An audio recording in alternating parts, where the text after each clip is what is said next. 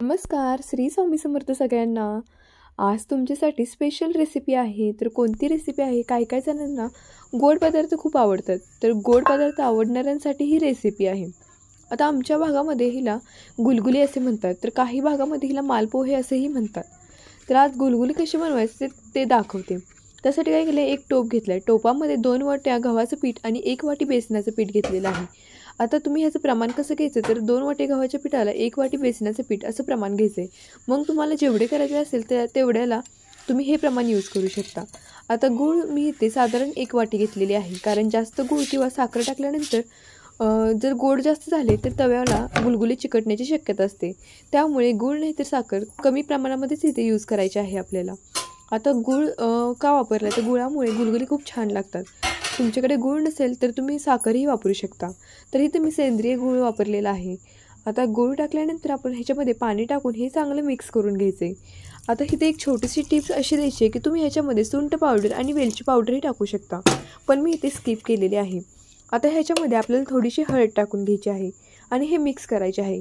आता गूळ डायरेक्टली टाकण्याऐवजी तुम्ही गूळ पाण्यामध्ये मिक्स करून सुद्धा ते पाणी ह्याच्यामध्ये मिक्स करू शकता, जेणेकरून हे मिक्सचर लवकर मिक्स होईल. तर अशा पद्धतीने आता पाणी टाकून मी हे सर्व मिक्स करत आहे. जर तुम्ही माझ्या चॅनलवरचा व्हिडिओ प्रथमच बघत असाल तर प्लीज माझ्या चॅनलला सबस्क्राईब करा, जेणेकरून माझे नवनवीन व्हिडिओ तुमच्यापर्यंत पोहोचतील. आणि सबस्क्राईब केल्यानंतर लाईक, शेअर आणि कमेंट करायला विसरू नका. आता हे सगळं आपण चांगलं मिक्स करून घेऊ.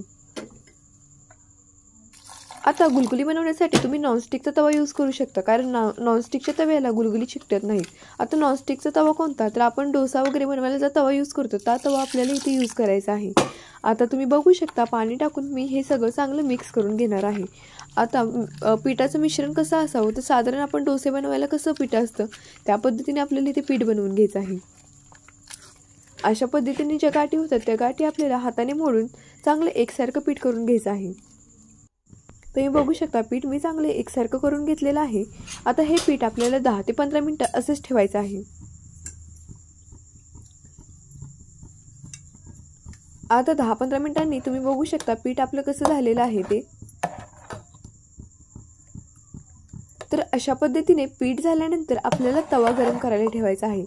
तवा गरम करताना तवा चांगला गरम झाला की मग ह्याच्यावर तेल टाकून घ्यायचं आहे. तुम्ही बघू शकता नॉनस्टिकचा तवा कशा पद्धतीने आहे आणि मी इथे ठेवलेला आहे.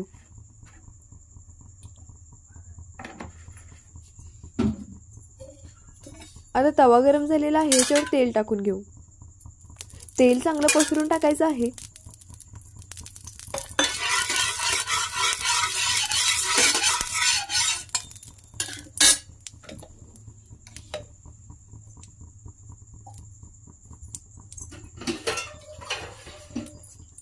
आता तेल टाकल्यानंतर 2 मिनिटांनी आपण ह्याच्यामध्ये जे गुलगुलीचं बॅटर बनवलेलं ते पळीच्या साहाय्याने ह्याच्यावर डोसा ज्या पद्धतीने आपण करतो त्या पद्धतीने आपण इथे करून घ्यायचं आहे.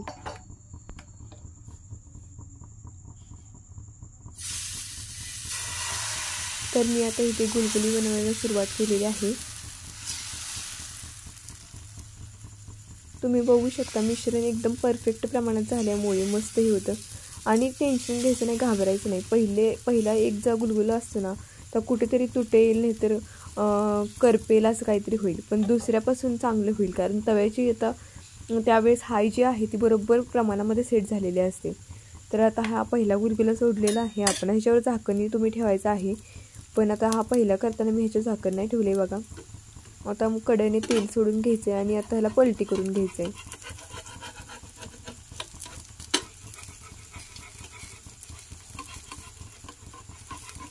तुम्ही बघू शकता पहिला असल्यामुळे कसा होतोय ते. एकदम हळूहळू कढईने साईडने ह्याला मोकळं करून घ्यायचंय, जेणेकरून तुटणार नाही.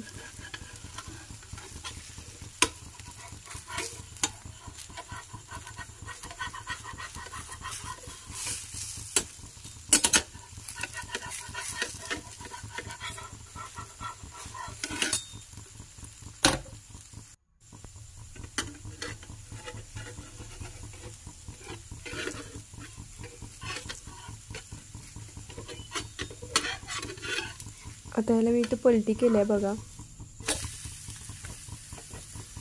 थोडासा तुटलाय पहिला, पण दुसऱ्यापासून सगळे चांगले झाले बघा. कलरही खूप छान आला ह्याला.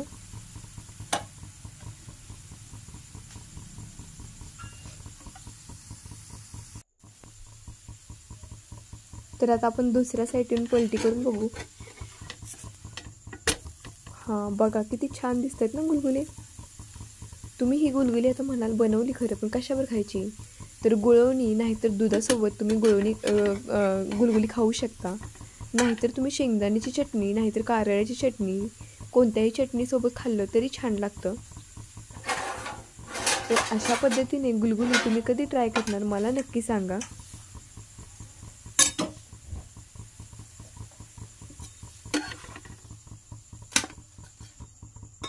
आणि हो, चॅनेलला जर सबस्क्राईब, लाईक, शेअर केलं नसेल तर करायला मात्र विसरू नका.